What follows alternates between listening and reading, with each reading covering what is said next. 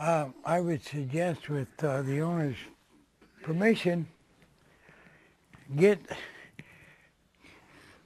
at least one tree, small little thing, and plant it close to it, so it's no longer alone.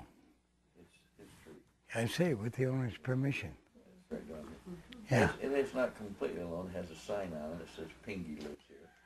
Maybe that's why that sign's there. And that sign comes from the CB handle he used to have as he traveled the highways with a musical group, and he had his bus in his group, and he was known as the Missouri Penguin. So that's where the penguin comes from. But anyway, I didn't realize that sign was there until I got right up to the tree. And How would you like to be standing out in the field, you as a human, and somebody has a dead human under their arm and come up and nails it to you with a big sign, Pingy is here. people tried to hang labels on it. And, Sign's been there for 3 years. Yeah, I know, but gee, you know, you're looking at your future, a dead piece of wood there. Oh well. And you, honey, what happened? Well, this was not the best experience for me. Okay. Because this chair is very hard, and my body does not relax. I can't relax. Well, that's your fault. I told you to relax. I didn't tell you didn't have to move. No, I didn't move. I had to. No, I mean you could have moved to the couch or something like that. No, well, it wouldn't have made any difference. Okay, My all body right. just doesn't So you didn't luck out on the tree But, trip, huh?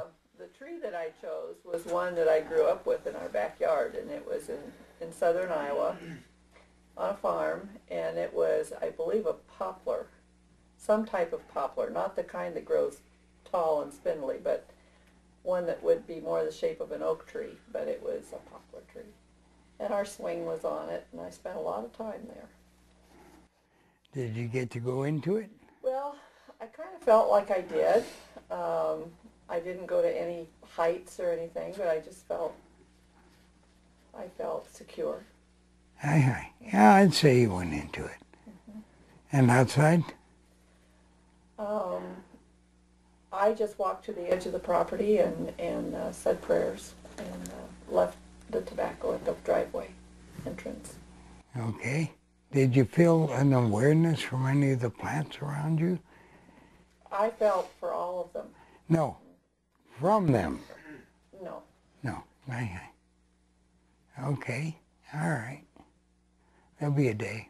Oh yeah, I'm very much at home in the woods. And Aye. Yeah, this is a woman that loves to take wood and build fires. Oh, I love my trees. Get away from me, you know. this is my pyro. But she does love the trees. Yeah. They're out on the property. Ooh, look at that. Wonderful, wonderful campfire tree. Uh-huh. And you, my brother? At first, I was battling doubt. I questioned, my ability to do anything. But then all of a sudden, as I really started relaxing, I remember this tree at the house we grew up at. It was a great big maple tree in the front yard. And in the summertime, it was so huge, it just shaded the house. We didn't have to have air conditioning or anything, And we had a big swing in it. We used to, as kids, we used to swing in it. And we used to play a game called flag tag, and you tie flags on the tree and everything. You had teams where you had to win. The tree was a focal point in the summertime. And as I started picturing the tree, and as I looked at it from a long distance, a couple 100 yards, I mean, I grew up in Kansas, so everything's flat. It's no problem looking 200 yards. There's nothing there to keep me from looking down the road. Trouble trying to find a hill, huh? Yeah, so even though our house is a little bit up on a hill, but as I really started getting closer to it though, I could really start seeing that the tree was really wanting to grow close to me. You know, as you was telling us to go 100 yards, and get 10 feet from it and everything. And when I was standing there and I could see myself 10 feet or so away from it, I could literally feel the tree kind of leaning to you. wanting, well, come on, what are you waiting for, And, all of a sudden, it opened up. It opened up, and I walked right inside of it, and I stood inside of it, and I could feel the joy it had that we used it so much for shade, being able to play with it, that we just didn't let it sit out there and all by itself, because it was the only tree in the front yard at all, Sounds like the only one in Kansas. Probably, well, yeah, we had a few more trees. Yeah, a few more trees. But what was really interesting is when I went outside, I started to go that direction, and then I stopped. And you saw somebody standing there talking to a penguin No, sign. no, I didn't. No, I didn't. Well, I'm not going around that nut. But I really felt like something kept nugging at me that I needed to go around the backyard. So I went around the backyard, and over here he's got a big bus over here in the back part of his backyard. So I went over that way, and there's a huge tree that's right there at the bus, that at one point in time when it's young life, it split, and that's the exact same way that pine or that maple tree of ours was. It did the same thing when it was sometime when it was young. It split and went almost two different directions, But out of that though, a lot of the cross limbs and everything that really made a good shade and everything.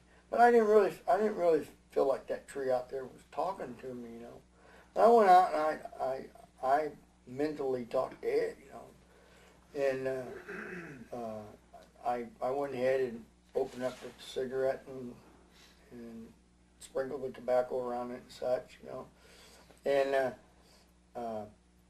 I started to walk away, but I kept having this feeling that it was saying thank you. I mean, I didn't hear it, but I could feel it within me. Yes, you were it was hearing. Thankful, that I took time to even stand there, even if I did look dumb. I was standing there paying attention to it. It's the biggest tree back there, and the bus is hiding most of it. It's like I don't think nobody could see me because of the bus. No, it was thanking you. You're just too skeptical about some of the things yet. Don't worry about it. It was thanking you. Some speak very lightly. Some just produce a joy without saying a word. And then some, they'll grab you, man. I tell you, they'll grab you. It just depends on the tree's personality and stuff like that. And besides, maybe you were meant to hear a small, still voice beginning to you. Might have scared the crap out of you. You say, come and climb me, dude. I got into the bus and drove it out of here. I had two times. A woman climbed one tree. Hit the man, I want you up here.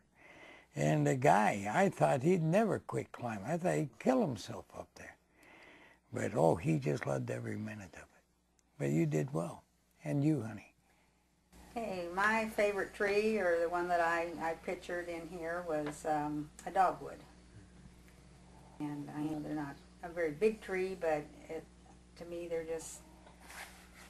They're pretty. I love them. I love the pretty smell. in the spring. They're the first things that come out, and you see all the dead trees, or not dead trees, but no leaves or anything, and they're always right there. And they're like clouds in the forest. yes, they are. And anyway, as I walked up to the tree and then stood there real close to the tree. You know, I just like their distinctive bark that they have. And anyway, then I felt like I went into the tree and just experienced there the tree by itself and looked, you know, all around, looking at it from the tree's point of view of everything that was out there. And then when I went out here, I walked straight down here a little ways and just kind of stood there and kind of see what was happening. And pretty soon I felt drawn over to this area over here and walked up to this one tree. I'm assuming it was an oak tree. It was big, tall, and straight. And I stood there at the base of it, and I noticed right next to it was a little small cedar tree growing there. And it was like the big tree was saying that I'm here to protect this little tree. This is what I'm doing. Is I'm protecting this little tree. And I just, you know, I looked up into the tree, and it was tall, straight, and, you know, just seemed like it was a protective mode or massive or whatever. And I felt, you know, a strength there. Great. That tree. You, brother? I didn't. I like Dick, being from Michigan. I didn't have a particular tree that I thought of here in the class in our session here, but there was Blue Water Reunion Grounds that we used to go to as a young chap, and they had a lot of pine trees, and I always thought they were just so beautiful to see the wind whistling through them, and you know, and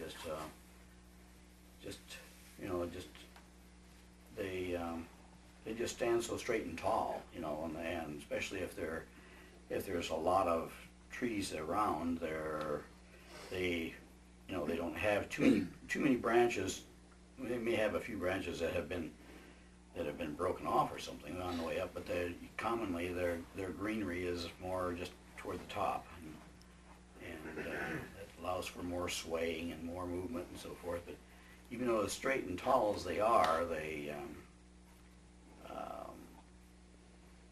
just you know, they can still. I remember that, you know, seeing them just kind of swaying and kind of like a relaxed position, just work. So anyway, I here in class, I just was picturing a pine tree, not any specific one, but just picture myself going in, just just going up in the tree and just like following the sap, you might say, and going out to feed all the needles and You felt its blood. mm-hmm. Aye. Just kind of like, you know, and of course now we've been over at our band mill, at our sawmill there. I was over just the other day helping Dick do some cutting on some pine, and of course, you know, it helped remind me a little more, refresh me a little more too on this, because that sap is so sticky, you know, and so, but you know, at the same time as we were cutting things, it was, you know, the sap was pretty run down. We could just use scrape the sawdust and so forth off. But then I went out here. Out of the house here, I went out, and I was specifically looking to see if I could observe an evergreen or pine. And I first of all saw a cedar back over here to the back, and went toward it, and then I saw there was a pine on over just a little further, so I went over to it, and in fact, as I got there to it, I just barely touched it, and a piece of the bark came off my hand, you know, and I wasn't prying on it, I just barely touched it, you know, and so I felt as if it was grateful that I